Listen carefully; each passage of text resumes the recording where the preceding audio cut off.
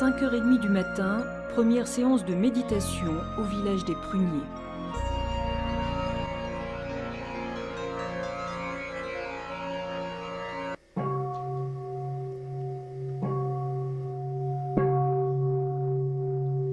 Le soleil de la sagesse vient de se lever.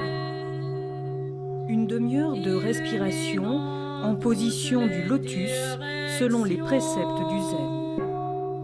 J'inspire, je sais que j'inspire, j'expire, je sais que j'expire. Et vous vous concentrez sur l'inspiration et l'expiration.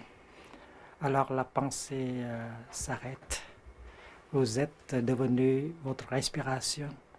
Et la respiration unit votre corps et votre esprit. Alors vous devenez plus calme, plus présente, plus vivante. Vivre en pleine conscience pour atteindre le bonheur et la paix intérieure, c'est la voie enseignée par Thich Nhat Hanh, l'un des plus grands maîtres spirituels zen.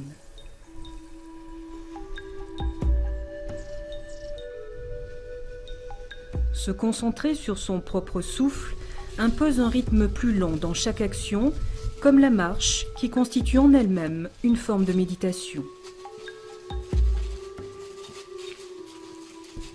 Quand j'inspire, quand j'expire, je me sens comme une fleur.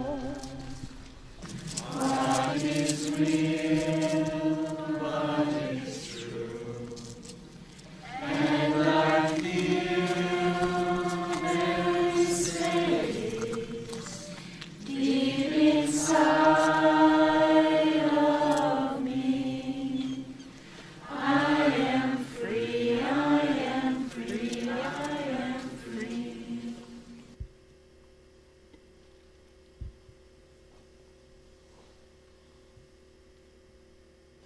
Autour de ce temple, il y a 3 mots. Le premier mot, c'est Smriti. Smriti, ça veut dire pleine conscience. Et quand on est pleinement conscience, on n'est pas dispersé, on arrive à un second stade appelé Samadhi. Samadhi veut dire concentration. Et quand on est concentré, qu'est-ce qu'on voit? On voit en toute profondeur la réalité en soi. Et le troisième mot, ça veut dire prajna. Prajna veut dire la grande compréhension, la grande vision.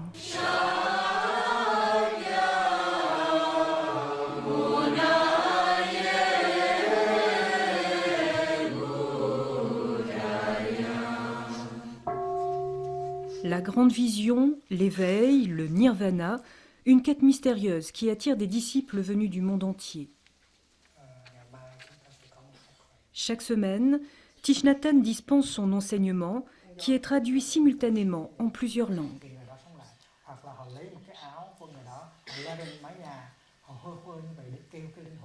Voilà 20 ans que le maître a créé le village des Pruniers, loin de sa terre natale, le Vietnam dont il est exilé, pour s'être opposé à la guerre contre les Français et les Américains. Proposé au prix Nobel de la paix par Martin Luther King, Thich Nhat Hanh a déjà écrit 70 livres. Beaucoup sont des best-sellers. Le dernier, Colère, s'est vendu à 300 000 exemplaires en une semaine aux États-Unis.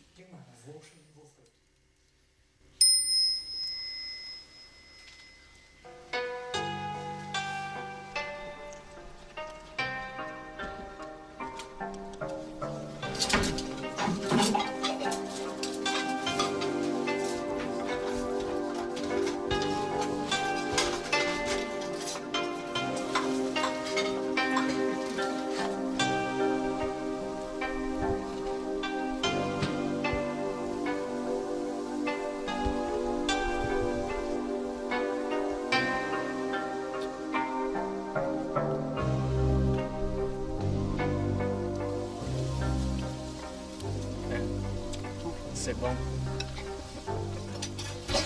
La pleine conscience se pratique à tout instant. Être zen, c'est être ici et maintenant, sans penser au passé ni à l'avenir. Lorsqu'un disciple mange, végétarien, il mange et c'est tout. Par exemple, une orange. Tout d'abord, vous revenez à vous-même, pleinement vivant, pleinement présent, pour pouvoir entrer en contact direct avec l'orange. J'inspire. Je sais que l'orange est bien là. Alors, si vous continuez, vous êtes concentré sur l'orange et vous commencez à voir que l'orange est quelque chose de formidable. C'est une merveille de la vie. L'oranger a mis beaucoup de mois pour pouvoir fabriquer cette orange-là. Le soleil, la pluie, le temps a passé par les fleurs d'orange et l'orange. Alors vous voyez que l'orange, pour vous, est maintenant une merveille. Et vous êtes une merveille vous-même.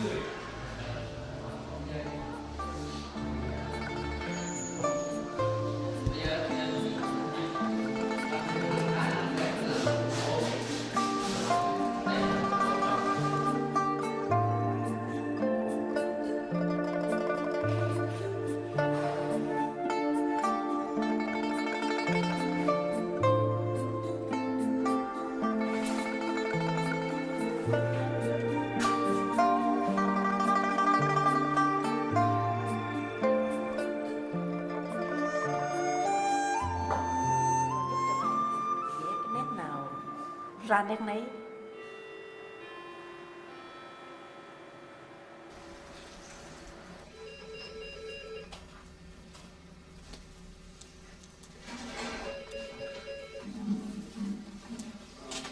Une cloche, la sonnerie du téléphone et tout s'arrête pendant quelques secondes. Le temps de se recentrer sur soi avant de reprendre son activité, ici la préparation du Nouvel An asiatique. Tout un art de vivre qui séduit de plus en plus d'Occidentaux, comme cet Américain qui vient régulièrement effectuer des retraites. J'ai décidé de tout quitter, tout abandonner, mon travail, mon appartement. Je suis venu au monastère pour apprendre ce qu'est vraiment l'amour, ce sentiment qui est parfois si difficile à comprendre. Voilà ce qu'on essaie d'apprendre ici, voilà ce qui est si difficile à faire à l'extérieur. Parce qu'à l'extérieur, mes habitudes, la façon dont on m'a éduqué, ce que j'ai appris à faire, c'est en permanence de regarder à l'extérieur et pas assez à l'intérieur. Ou peut-être des traumatismes que j'ai vécus, des choses ont fait que je suis sorti de moi. J'ai peur d'aller au fond de moi. Et en fait, l'idée c'est d'apprivoiser ce fond de moi et de découvrir qu'il y a un refuge très solide à l'intérieur de moi.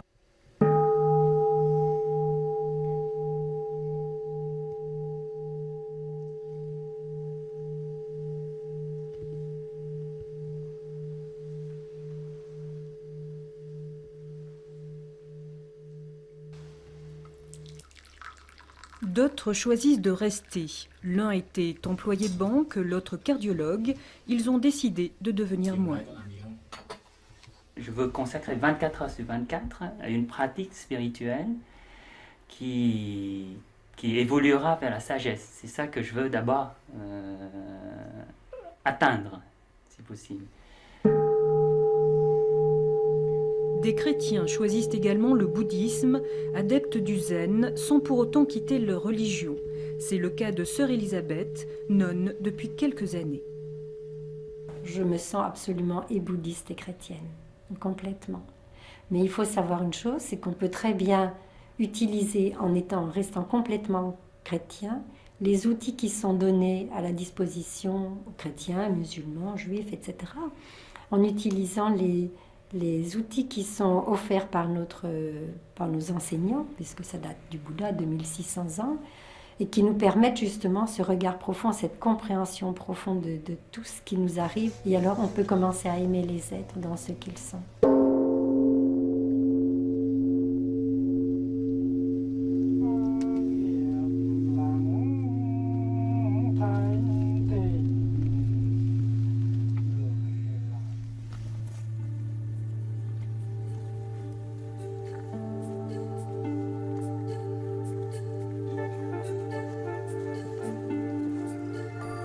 La paix en soi-même, la paix dans le monde, le zen conduit à un bouddhisme engagé qui prône une vie meilleure, sans guerre ni conflit.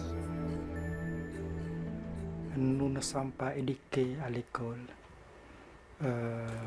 pour pouvoir reconnaître la violence, la souffrance en nous, afin de pouvoir les embrasser et les transformer. Et les hommes politiques aussi, ils ne sont pas entraînés pour faire cela.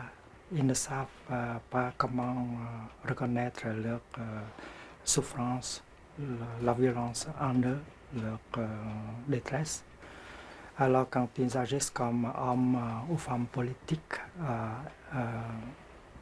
ces gens-là peuvent faire beaucoup de fautes. Alors nous sommes entraînés avec eux dans les guerres. Il faut vraiment une dimension spirituelle à la vie politique et sociale.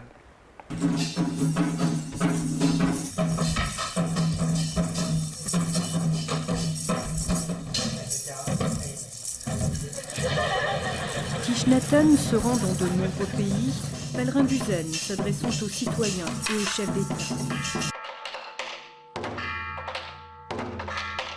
Et parce que l'espoir commence ici et maintenant, le village des Pruniers organise des semaines en faveur de la paix des peuples, réunissant par exemple des Israéliens et des Palestiniens.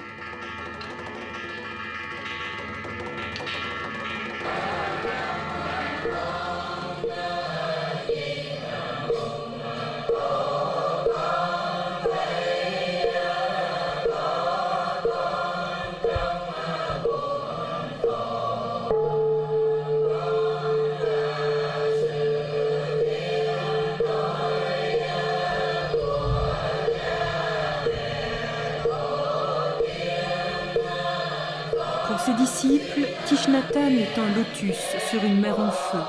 Tous sont convaincus que le zen peut transformer les cœurs et le monde.